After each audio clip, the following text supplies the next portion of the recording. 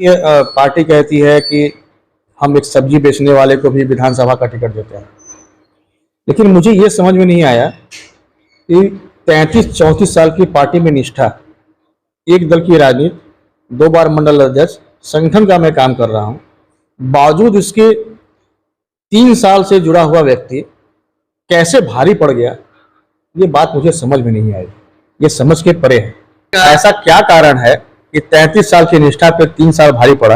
आप कहते हैं कि हम विधानसभा में टिकट देते हैं, तो एक नगर पंचायत का टिकट जो मेरे मंडल में है, मैं 105 बूथ का मंडल अध्यक्ष हूँ, 105 बूथ हमारे मंडल में पड़ते हैं और मेरे नगर का ये चुनाव है जिसमें 11 बूथ ही हैं।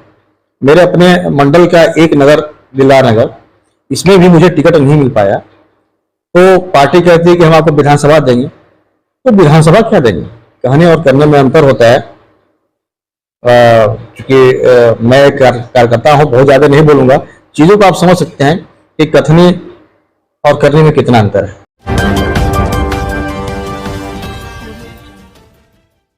आप देख रहे हैं न्यूज टुडे 24 मैखलेस।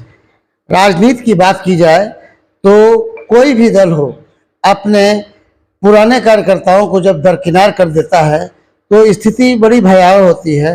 और ऐसे में उस कार्यकर्ता के दिल पर क्या गुजरती है जो वर्षों से पार्टी के लिए एक खून पसीना बहाता है, लोगों को जोड़ता है। और ऐसे में जब उसे फसल काटने का समय आता है, समाज को एक नई दिशा देने का समय आता है, लोगों की सेवा का अवसर प्रदान करने का समय आता है, तो उस समय उसके पर कतर दिए जाते हैं। ऐसा ही मामला गाजीपुर के दिलदार नगर निकाय चुनाव में है और हमारे सामने बैठे हैं अमित जी। आइए तो हम इनसे सीधे बात करते हैं, किस तरह से चुनाव मैदान में भी हैं, ये भारतीय जनता पार्टी के पुराने और कद्दावर नेता रहे हैं। तो आइए हम सीधे बातचीत करते हैं, क्या है पूरा मामला। भैया थोड़ा परिचय दीजिए, पब्लिक भी जाने। अमित जायसवाल, वर्तमान समय में प्रधान हूँ आर्य समाज का और भारतीय जनता पार्टी में मंडल अध्यक्ष की जिम्मेदारी थी दिलदार नगर मंडल का। बट गलत फैसले के खिलाफ पंडित दीनदयाल उपाध्याय जी ने भी कहा था कि कहीं गलत फैसला होता है तो उसके खिलाफ आवाज़ उठाना चाहिए। इस नाते सम्मानपूर्वक मैंने पार्टी को अपना इस्तीफा सौंपा है। जिला प्रभारी और जिलाध्यक्ष जी को मैंने फोन पे भी इसकी सूचना दे दी है और मैं निर्दल प्रत्याशी के रूप में दिलदार नगर नगर पंचायत से चुनाव लड़ रहा हूँ और मेरा चुनाव निशान हनुमान जी का गदा है। अच्छा, जरा गदा दिखाइएगा। आप गदा देख भी रहे हैं। अच्छा, ये है आपका गदा? जी। अच्छा, ये है गदा हनुमान जी का, जो दिलदार नगर निकाय के चुनाव में, नगर पालिका में आप हनुमान जी का गदा लेके उतरे हैं जी। ठीक है, तो आप आगे बताइए। तो पार्टी से मोह मतलब बिल्कुल भंग हो गया? देखिए, पार्टी से मोह भंग होने का ये है कि मैं 89 से भारतीय जनता पार्टी का सदस्य हूँ और 89 से लेके 2023 तक इन 34 वर्षों में मेरी कभी सक्रिय सदस्यता भी ब्रेक नहीं है। ये मेरा दूसरा कार्यकाल है जब मैं मंडल अध्यक्ष हूँ जी। इसके पहले 99 से 2004 तक मैं आदरणीय मनोज सिन्हा जी का दिलदार नगर में उनका नामित प्रतिनिधि था जी। लगातार पार्टी में सेवा करने के बाद भी एक ऐसे व्यक्ति को टिकट देना जिसने दल को हराया है।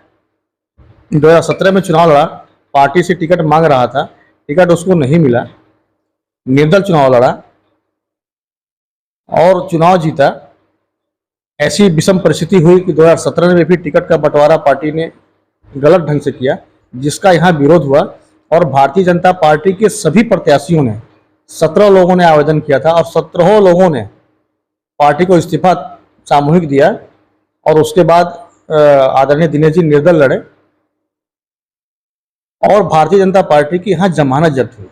इसके बावजूद फिर वही गलती, आपने एक ऐसे व्यक्ति को टिकट दिया जो धरातल पे है ही नहीं है दिलदार नगर में, जो 3 साल से जमानिया नगर पालिका में समय दे रहा था, नगर पालिका टिकट मांग रहा था, 2022 के चुनाव में विधानसभा का टिकट मांग रहा था। ऐसे व्यक्ति को आपने दिलदार नगर पंचायत का टिकट दिया जो कहीं से सर्वमान्य नहीं है। तो आपने निर्दल, मतलब ये सब विरोध के इन सब कारणों से आपने निर्दल पर्चा भरा? आखिर भारतीय जनता पार्टी का कोई तो पैरामीटर होगा संगठन के दृष्टिकोण से पैनल बनते हैं। लोकल पैनल में चूंकि मैं मंडल था तो मैं खुद भी पैनल में रहता, लेकिन चूंकि मैं प्रत्याशी था इस वजह से उस पैनल में नहीं था, टिकट बंटवारे के पैनल में।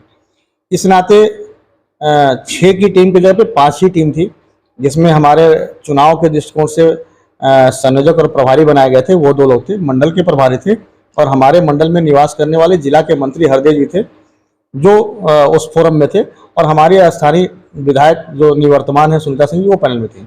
इस 5 के पैनल में भी 3 लोग मेरे पक्ष में थे और 2 उनके पक्ष में थे।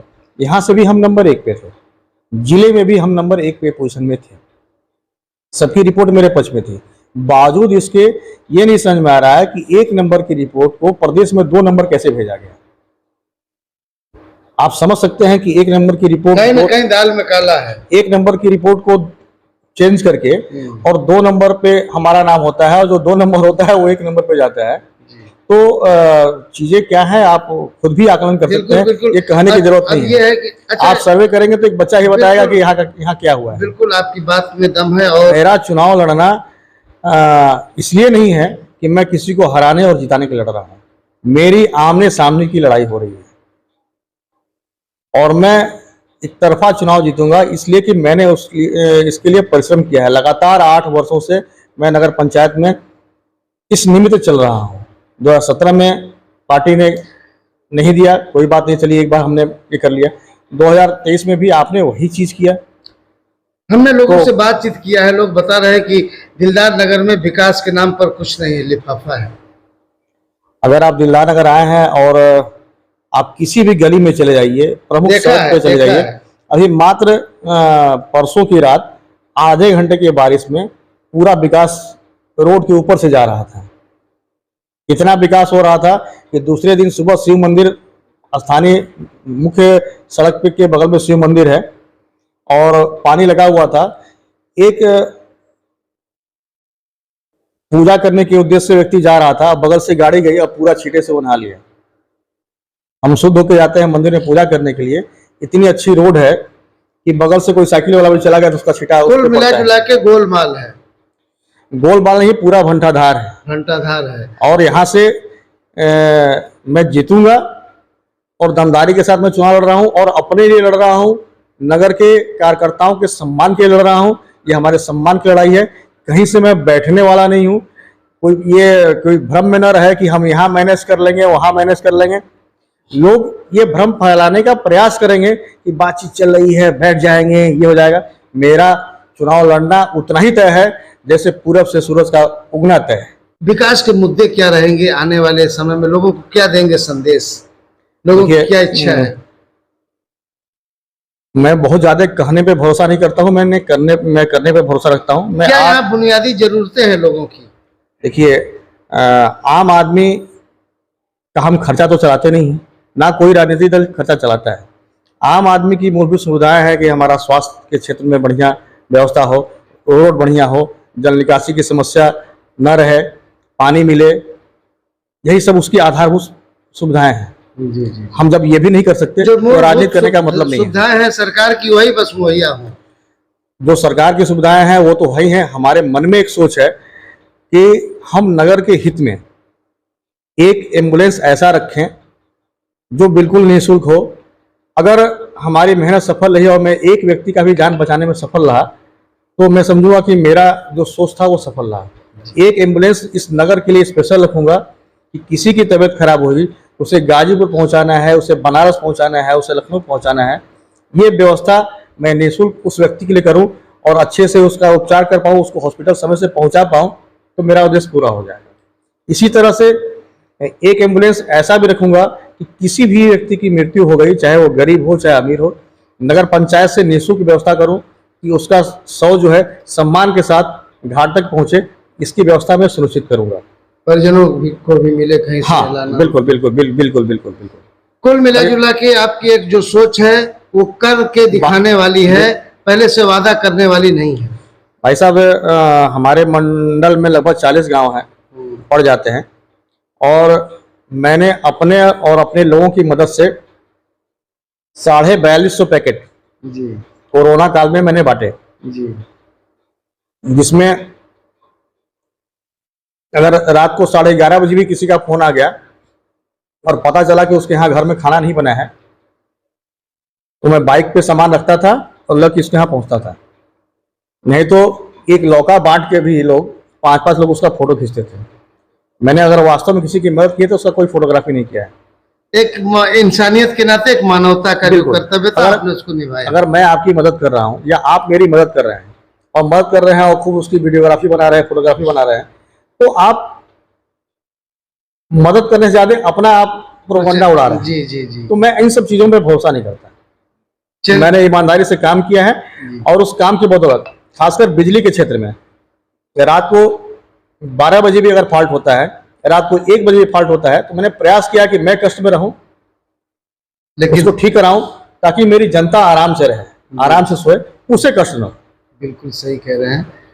कुल मिला जुला के जो ये जनता की बुनियादी चीजें हैं उसको और जो भी सरकार की योजनाएं उनको लेके आप चुनाव को सकुशल। देखिए, इस चुनाव में जो आपराधिक किस्म के लोग हैं, वो माफिया हैं, वो आपको एक हफ्ते में क्या कर देंगे? लखपति या करोड़पति तो आपको बना नहीं देंगे। नहीं नहीं नहीं, वो दारू मुर्गा पैसा दे देंगे, 5-10 हज़ार रुपये दे देंगे। तो जनता को तो ये तय करना होगा कि हमें 5 साल विकास चाहिए, सम्मान चाहिए या दारू मुर्गा बोतल चाहिए। हमने अपनी एक लाइन खींची है, बिकने वाले एक तरफ और स्वाभिमानी लोग एक तरफ। जनता को तय करना है। मैंने अपना 100% देने का प्रयास किया है, अब बारी जनता की है। अगर मैंने ईमानदारी से जनता के लिए काम किया है तो एक वोट का अधिकार तो मुझे बनता है। बिल्कुल। और मैं करबद्ध उनके दरवाजे जाऊंगा, उनसे एक वोट की भीख मांगूंगा। ये मेरा अपना अधिकार है। बहुत बहुत धन्यवाद आपका।